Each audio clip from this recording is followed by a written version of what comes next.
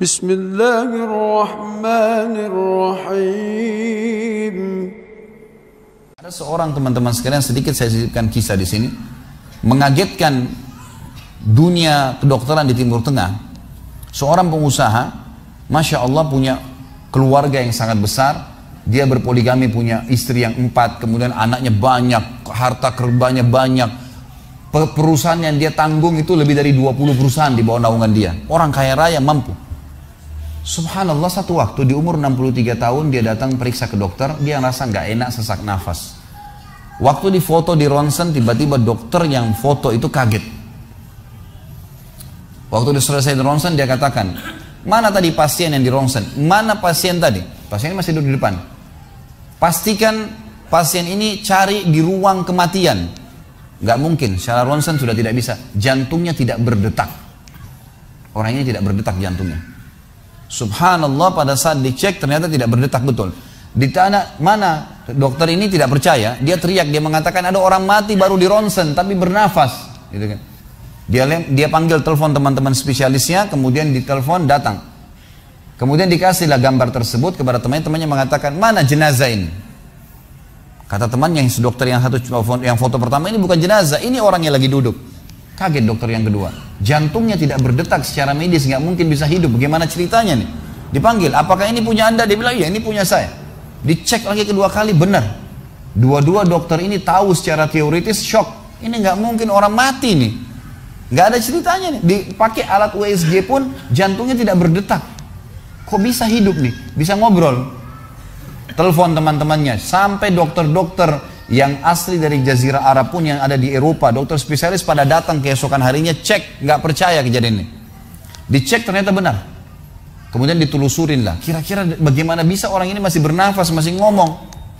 Si pasien ini mengatakan, ada apa sebenarnya? Dia bilang, orang seperti Anda nggak mungkin hidup, sudah mati. Lalu kata dia, apakah orang seperti saya, jantung tidak berdetak, bisa punya keluarga? Mereka bilang mustahil. Dia bilang, saya punya istri dan saya melayani mereka.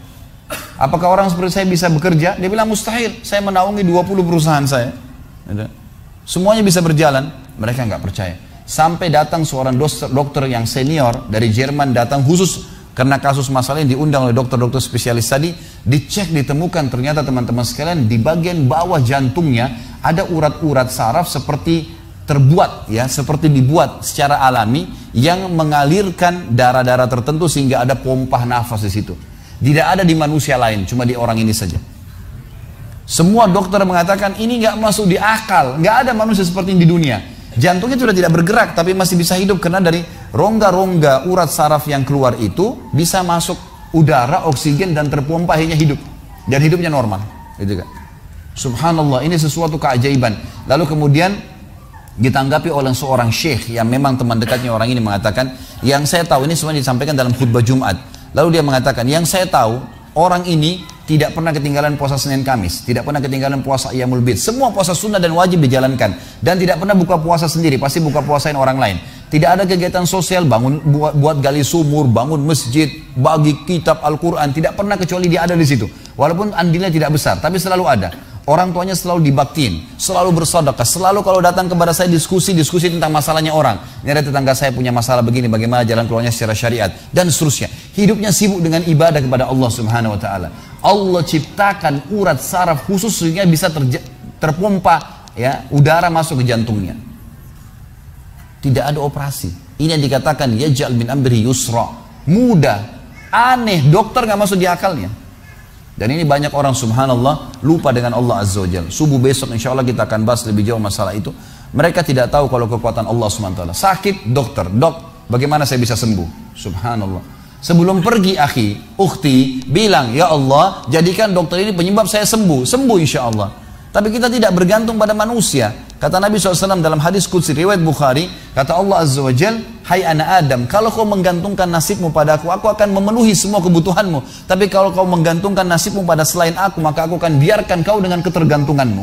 Ya udah, terserah kamu, tidak akan bisa ditolong, gitu kan? Tapi kalau Allah Azza wa Jalla turun tangan, sudah berbeda ceritanya teman-teman sekalian.